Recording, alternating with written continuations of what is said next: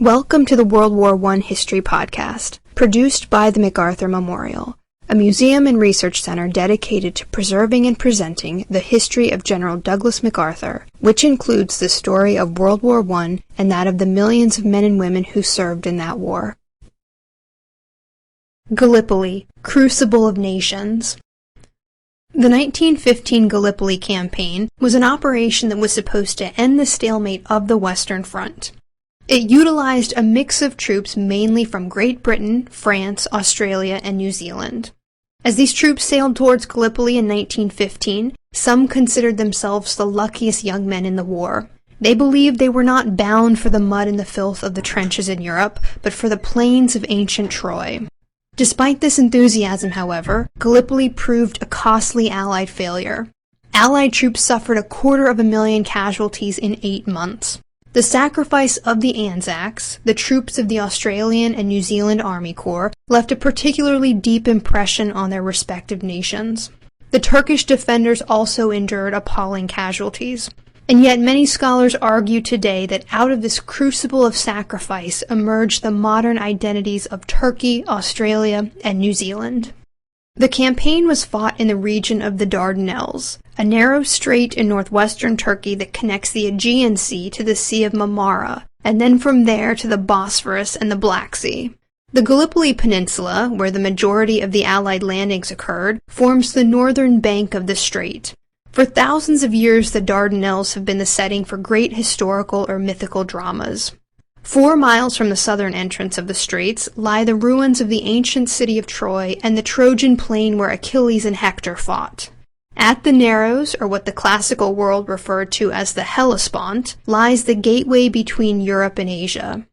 This is the place where the great enemy of the Greeks, the Persian king Xerxes, led his army from Asia to Europe by way of a pontoon bridge. When bad weather destroyed part of this makeshift bridge, the Greek historian Herodotus writes that Xerxes instructed his men to whip the water in punishment. In later history, the peninsula was also traversed by Roman legions, Byzantine emperors, and Islamic armies. For more than 1,000 years, this critical passageway has provided the only exit for the Black Sea and has given life to the trading ports of Constantinople, Odessa, and Sebastopol. By 1914, the Ottoman Empire controlled this vital passageway, but was considered the sick man of Europe, an unstable, soon-to-disintegrate empire. European powers hovered like vultures, anxious to see how that part of the world would be divided once the Ottoman Empire collapsed. Traditionally among the great powers, Russia worked to accelerate this decline, while Britain, anxious to protect the Suez Canal, and India sought to mediate the decline. Ironically, in the critical years before the Great War, British diplomats managed to alienate the Young Turks, a group of revolutionaries who had staged a coup in order to modernize and reform the Ottoman Empire. Germany, a relatively new power, happily filled the void left by the British. When Kaiser Wilhelm II wasn't busy adding to his uniform collection, or indulging in paranoia about his English relatives or about Asians, this grandson of Queen Victoria was absolutely enamored with Islam and the Ottoman Empire. On several trips to the region prior to the war, he declared himself the protector of Islam. With his support, Germany embarked on an ambitious project to create a Berlin to Baghdad railway and sent a military mission to the Ottomans in 1913. German diplomats cultivated the Young Turks and the Turkish military, although not all young Turkish officers, such as Mustafa Kemal, then in his early 30s, were thrilled by this attention. By the time the war broke out in 1914, Germany was well placed to add the Ottoman Empire to its short list of allies. The Germans believed the war would be over quickly and reassured the Turks that they would not actually be required to do anything. That soon changed. As World War I demonstrates so well, even a minor incident can have global repercussions. When the Young Turks came to power, they had embarked on a major effort to overhaul their navy. Strapped for cash, they had crowdsourced a new navy by setting up donation boxes around the country to gather money. This quest soon became a major patriotic movement. A total of £6 million was raised, and a British firm was contracted to build 2 modern warships. In August 1914, Turkish crews were in England waiting to take the ships home. Suddenly, Winston Churchill, First Lord of the Admiralty, the politician in charge of the Royal Navy, announced that due to reasons of national security, Britain was requisitioning the ships. The Turks furiously protested and were offered £1,000 a day to stay neutral during the war and not make trouble about the ships. Once again, a British mistake yielded a German opportunity. In a magnanimous gesture, Germany offered Turkey 2 warships, the Breslau and the Goeben. These ships had made a dash for the Dardanelles earlier to avoid capture by the British. Once in Turkish waters, these German vessels flew Turkish naval ensigns, and German crews donned fezzes and made a show of being Turkish sailors. Soon a German admiral took over the Turkish fleet, and a German general, Otto Lehmann von Sanders, took over a Turkish army. Other German officers took over as staff officers throughout the Turkish army. Considering that the Ottoman Empire was still officially neutral, this was quite a provocation. The British responded in an odd fashion. Vice Admiral Sackville Hamilton Carden was placed in charge of the British East Mediterranean Squadron, the squadron tasked with watching over this increasingly troubled region. This job should have gone to Vice Admiral Henry Limpus, head of the British naval mission at Constantinople, and a man with vast knowledge of the defenses of the Dardanelles. But, anxious to demonstrate that Britain did not want war with the Turks, the British felt it would be better to place an officer with no insider knowledge of the region in the position. An angry Winston Churchill referred to this situation as a chivalry which surely outstripped common sense. These good intentions ultimately come to nothing.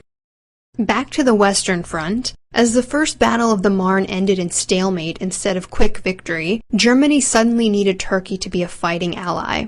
At the end of September 1914, ignoring all international treaties mandating that the straits remain open to countries not at war with Turkey, the Germans pressured the Turks to close the Dardanelles.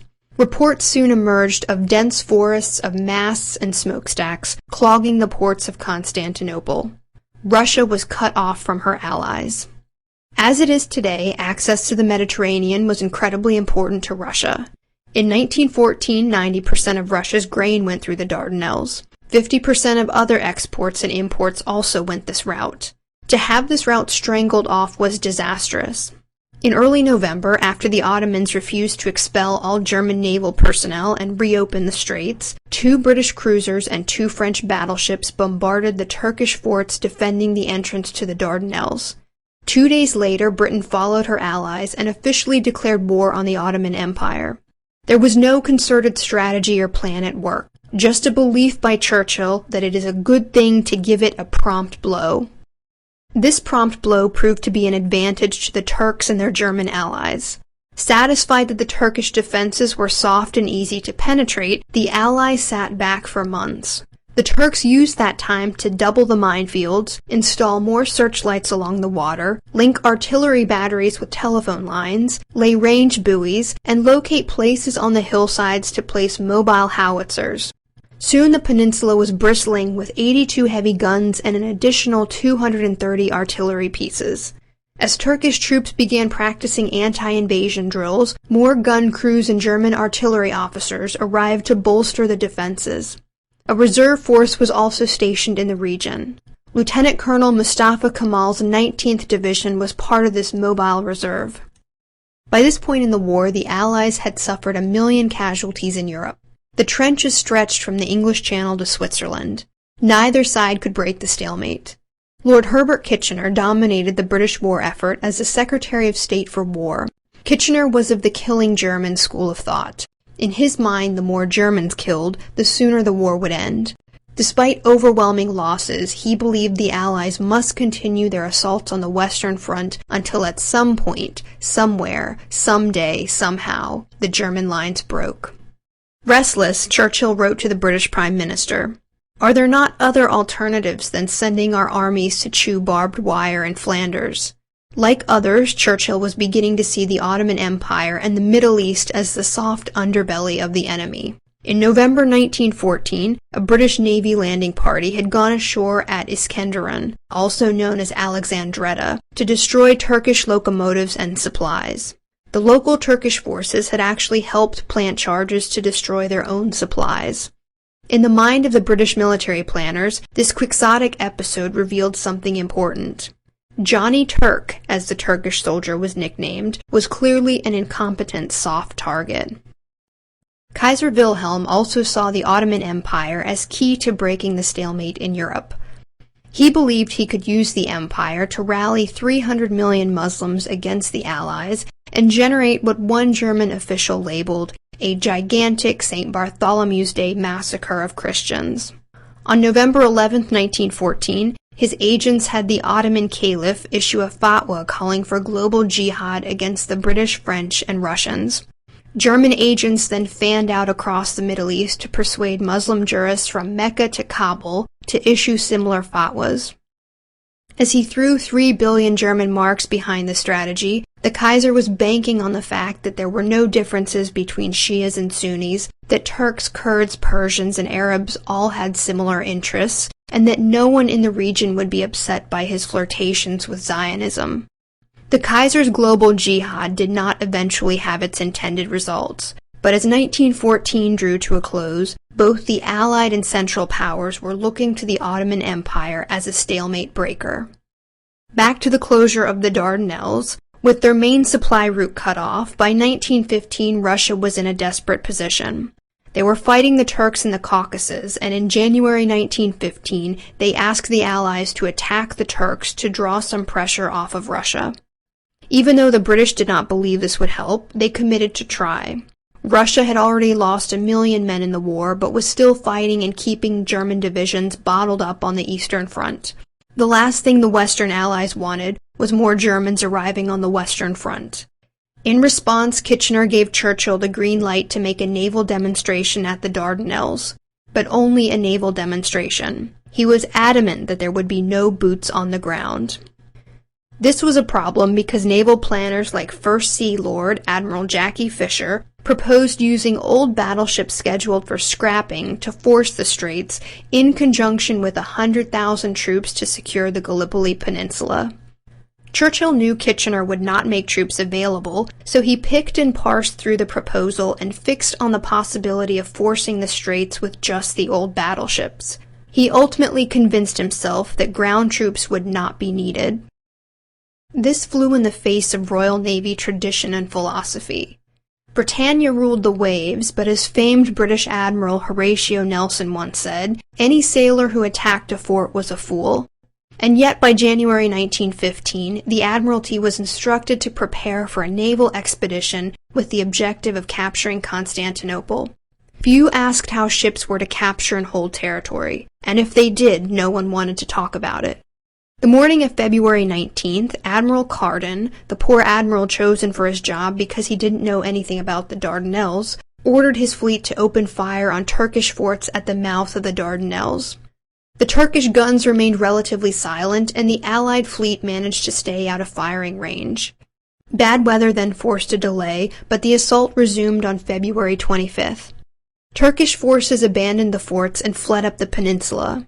Admiral Carden informed London that he expected to be in Constantinople in 2 weeks. Grain prices plummeted across the world. With an Allied fleet expected to be in charge of the Straits and Constantinople, Russian grain was expected to once again pour through the world markets. The tide turned quickly. By early March, Turkish forces proved resilient and began to reoccupy the territory they had abandoned. Mobile Turkish guns popped up to harry the Allied fleet. While most of these guns were nothing more than a nuisance for the naval vessels, the requisitioned civilian ships and crews serving as minesweepers were far more vulnerable. The warships could not provide enough cover for the minesweepers, which in turn could not eliminate the mines, so the fleet could not force the straits and get to Constantinople. An impatient Churchill sent Admiral Carden a message. 200 or 300 casualties would be a moderate price to pay for sweeping up.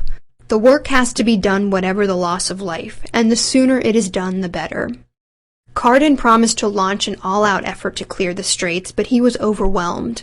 A doctor soon confirmed that he was close to a nervous breakdown. 48 hours before the big drive to force the straits, a new commander was needed. Now that things weren't going so well, important questions were being asked. How do ships take and occupy land? Clearly boots on the ground were going to be required. In the end, Kitchener sent the British 29th Division, a French division, and ANZAC troops that were stationed in Egypt. No one knew what these 78,000 troops would do or what the strength of their enemy would be.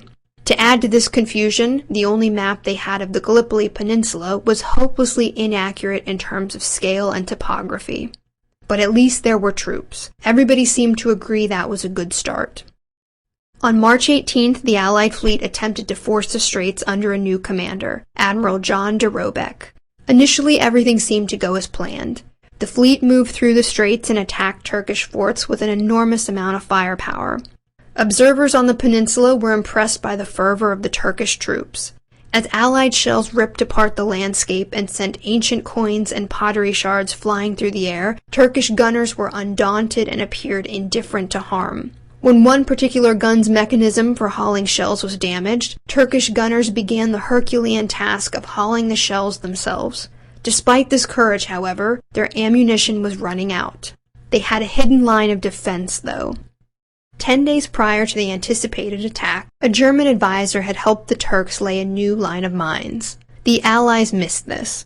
Early in the afternoon, the French battleship Bouvet struck one of these mines as she was turning to make room for the minesweepers to come forward. She sank with her captain and 660 crew members aboard. Soon the HMS Inflexible struck a mine and was forced to withdraw disabled. Then the HMS Irresistible was disabled by a mine. As efforts were being made to tow the Irresistible, there was a terrific explosion and the HMS Ocean listed sharply. 2 other French battleships were also damaged. The attack was called off by late afternoon. The Allies had lost 3 ships and had another 3 disabled, but they remained confident. For 2 centuries, the British had gone from one naval victory to another. No one around the world believed that a bunch of old guns ringing the Dardanelles could prevent the coming Allied victory. Even the Turks anticipated defeat. In Constantinople, trains were arranged to take the caliph and the government to the interior. Gold and other treasures were packed up and shipped off. The young Turks even ordered dynamite placed in iconic buildings like Hagia Sophia. If defeat came, treasures like this were to be destroyed. But the Allies did not resume their attack. Days after the attempt to force the straits, Admiral de Robeck announced that the fleet could not force the straits and take Constantinople without troops. Suddenly all of the pressure was on General Ian Hamilton, the new commander of the Mediterranean Expeditionary Force that was going to be landing on the Gallipoli Peninsula. General Hamilton found a piecemeal force at his disposal. There were few regular army officers in the force, and most of the troops were very raw recruits. In addition to the French and British elements of the force, he had 1 Australian division and 1 combined division made up of troops from Australia and New Zealand. These particular troops already had a reputation for challenging authority, as they proved by rioting in the brothels of Cairo on Good Friday before being sent to the Dardanelles.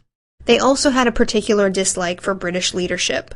However, it was noted that the ANZACs were a tough and physically impressive set of men. They were an all-volunteer force, which traditionally implied high morale and cohesion. 5 weeks after the last attempt to force the straits, the Mediterranean Expeditionary Force was ready to begin the largest amphibious operation of the war. Tens of thousands of Turkish soldiers were waiting for them. Operation security had been a total nightmare, and Turkish intelligence had ample time to confirm the invasion. 4 days before the actual landings, even newspapers in the United States were able to pinpoint the region where the landings would occur. In addition, in Egypt, British officers had been seen buying guidebooks to Constantinople and copies of Homer's Iliad. The Prime Minister's son Arthur Asquith and the poet Rupert Brooke were among some of the young men en route to the Dardanelles. They confidently wrote letters to friends and family, telling them to post all future correspondence to Constantinople. An early supporter of the war, Brooke penned the famous poem The Soldier that begins, "If I should die, think only this of me, that there's some corner of a foreign field that is forever England." He died 2 days before the Gallipoli landings on a French hospital ship due to complications from an infected mosquito bite. General Hamilton knew that clearly his forces would not have the element of surprise. He planned to land forces in multiple areas on the peninsula to confuse the Ottomans as to his true objectives.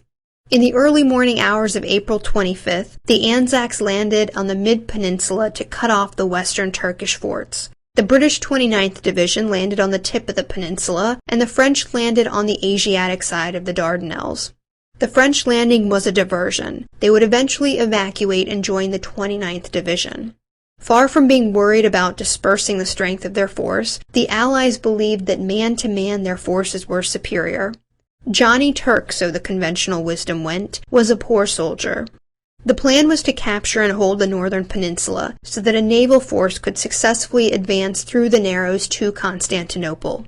It was vital that the troops get off the beaches and capture the heights as soon as possible.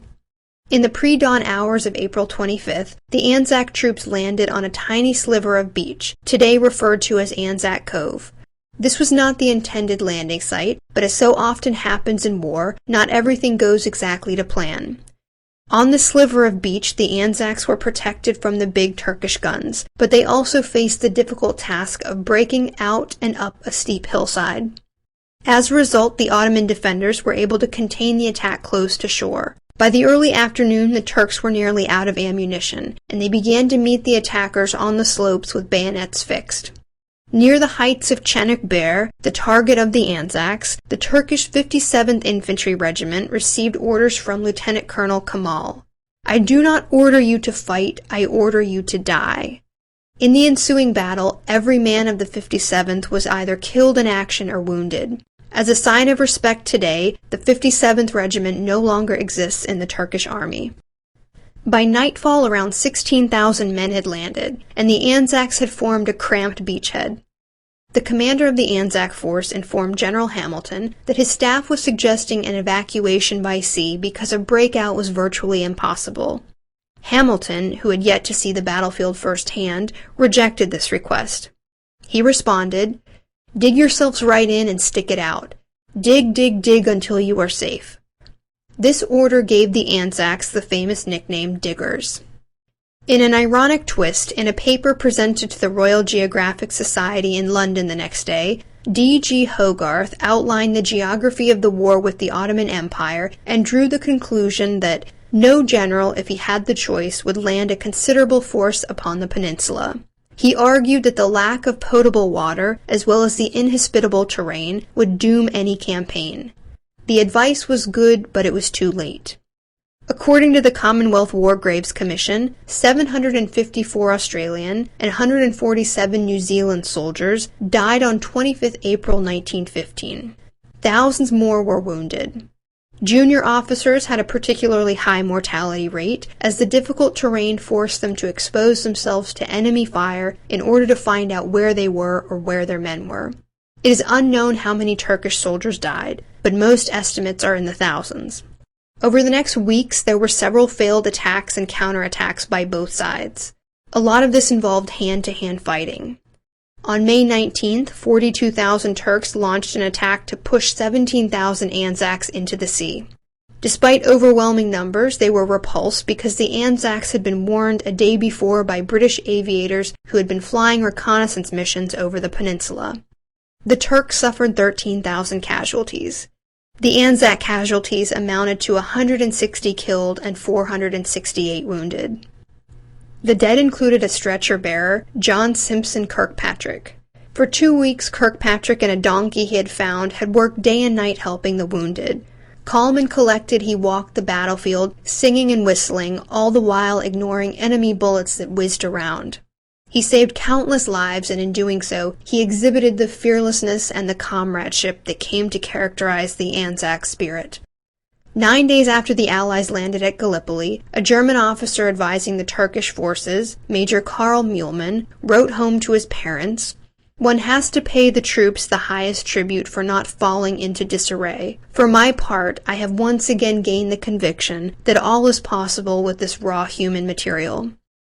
The Allies were also finding the Turks to be a brave and worthy opponent. On May 23rd, the Red Cross and the Red Crescent arranged a temporary truce so that both sides could bury the dead. As historian Alan Moorhead writes, during this lull in the fighting, the ANZACs formed a new opinion of the Turks. Johnny Turk ceased to be a propaganda figure. He was no longer a coward or a monster. He was a normal man, and they thought him very brave. There were even reports that ANZAC troops refused to carry gas masks, explaining to their officers that the Turks were honorable fighters and would not resort to the chemical weapons. The fighting continued in spurts throughout summer. By July, the Turks had 250,000 forces committed to the peninsula. The Allies were joined by 3 new divisions of Kitchener's New Army, a group of raw recruits who had responded to posters featuring a glaring Kitchener and the slogan, "Britons, Lord Kitchener wants you." These posters would later serve as the inspiration for the American Uncle Sam Wants You posters. The summer heat on the peninsula was incredibly difficult. Troops were exhausted hauling water up through the trench systems. Corned beef rations literally cooked in their tins if left out in the sun. Flies swarmed the region, and it was said that each mouthful of food included at least 4 flies.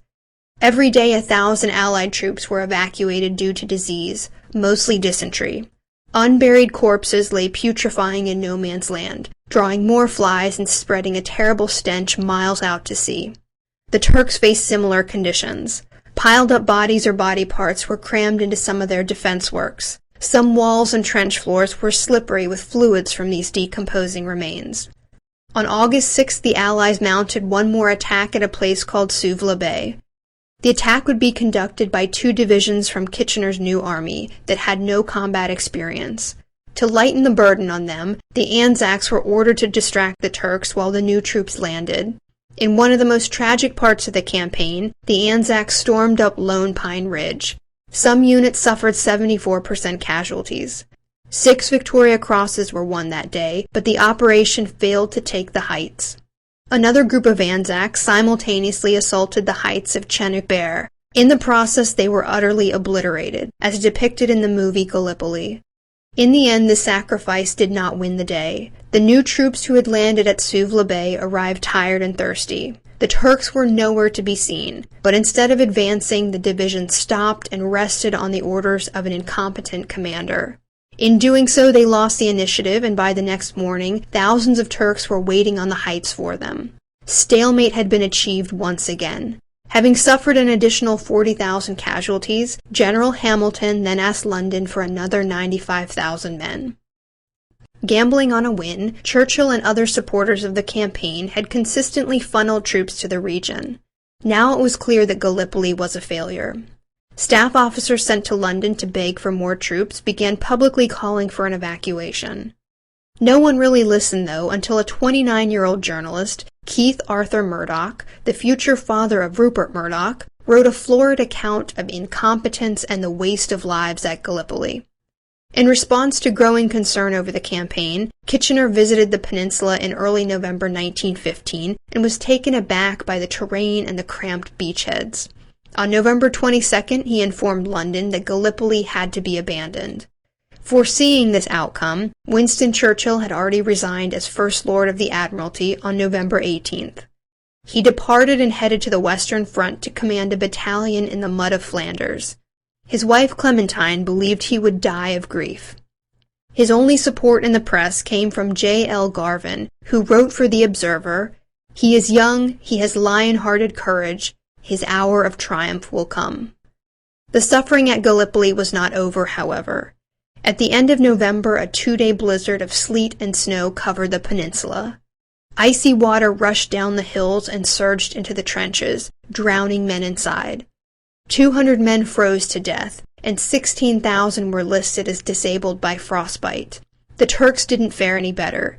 Allied soldiers reported Turkish bodies washing down the hills at regular intervals. Evacuations of the Anzac Suvla beaches finally began in December. This operation was probably the greatest success of the campaign, at a cost of 1 man wounded. 83,000 men, 200 artillery pieces, and 5,000 horses and mules had to be evacuated. The evacuation began in secret on December 12, 1915, and went on each night under the cover of darkness. To keep up the facade, during the day empty supply boxes were brought ashore. Within 5 days, 40,000 troops had been taken off the beaches. The evening of December 18th, 20,000 were evacuated. As the trenches emptied out, fixed rifles were rigged to fire automatically. On December 19th, the last 20,000 men were evacuated. For 30 minutes the self-firing rifles continued. The Turkish forces were later astonished to find the enemy gone. 13 miles to the south, 35,000 British and French troops were left. Their evacuation would be trickier now that the Turks were watching closely for another evacuation. On January 7th, the Allied troops were down to 19,000 men. Sensing this weakness, Turkish commanders ordered their troops to attack. The troops refused. They knew the Allies were leaving, and they didn't want to die days before the end of the bitter campaign. Over the next nights, the Allies slipped away. By January 9th, the peninsula had been evacuated. Food and equipment enough to sustain 4 Turkish divisions for 4 months was left behind. Turkish soldiers swarmed the beaches. Some had been living on bread and olives. Now they gorged themselves on the left-behind food. According to one report, a Turkish soldier apparently died from ingesting too much English marmalade. After 8 months of fighting, the Allies suffered 250,000 casualties, including 50,000 dead. Turkish estimates were about equal. So between the sides, Gallipoli claimed 500,000 casualties. In the end, the Allies would go on to win the war, but it would be decided on the Western Front, not some soft underbelly thousands of miles away. The Ottomans would go on to lose the war and see their empire collapse. Many of the troops that fought at Gallipoli then went on to fight in the Turkish War of Independence. Led by Mustafa Kemal, who later gained the name Ataturk, 6 years after Gallipoli, the modern secular state of Turkey was born. The British official history of Gallipoli issued this judgment of Ataturk. Seldom in history can the exertions of a single divisional commander have exerted so profound an influence on the fate of a campaign and even the fate of a nation. While Ataturk rose a hero, Gallipoli ruined the reputation of Winston Churchill for more than a decade. Historian Paul Addison has likened Churchill's life to the game Snakes and Ladders. In a career of many snakes and ladders, 1915, the year of Gallipoli, was the longest of the snakes on which he landed. Churchill's leadership in World War II would eventually rehabilitate his reputation. And interestingly enough, the Allied landings at Normandy in 1944 would give him his greatest concern. In the United States, Gallipoli has been referred to as the Gettysburg of Australia, New Zealand, and Turkey, because it forged new national narratives out of great sacrifice. For Australia and New Zealand, no longer would they be just the glory of the British Lion. In the years following the war, their collective pride in the ANZAC spirit added to a growing sense of their own unique nationhood. This identity would be confirmed decades later in World War II along the famous Kokoda Trail in New Guinea, where the Australians would fight another bruising campaign under the command of General Douglas MacArthur. As they marched on through the Pacific, their sacrifices again left a legacy of national pride. Troops from New Zealand were also recognized. Praising their combined achievements, General MacArthur later referred to himself as an ANZAC in spirit if not in reality. In an interesting twist of fate, during the Korean War, General MacArthur would command a multinational UN force that included troops from New Zealand, Australia, and Turkey, all fighting together on the same side. In 1985, 70 years after the Gallipoli Campaign, the Turkish government recognized the name Anzac Cove for the place on the peninsula where the Anzac troops landed in 1915. The Australian government responded by establishing the Kemal Ataturk Memorial in Canberra to honor the heroism and sacrifice of the Turkish and Anzac soldiers. In Wellington, New Zealand, a similar memorial was also established. In 1934, Ataturk delivered these remarks regarding the ties between the nations. Heroes that shed their blood and lost their lives, you are now lying in the soil of a friendly country. Therefore rest in peace. You, the mothers who sent their sons from faraway countries, wipe away your tears. Your sons are now lying in our bosom and are in peace. Having lost their lives on this land, they have become our sons as well. Today, Anzac Cove is a major pilgrimage site. Tens of thousands of people gather there at dawn on April 25th for an Anzac Day ceremony to mark the landings. The crowds grow every year.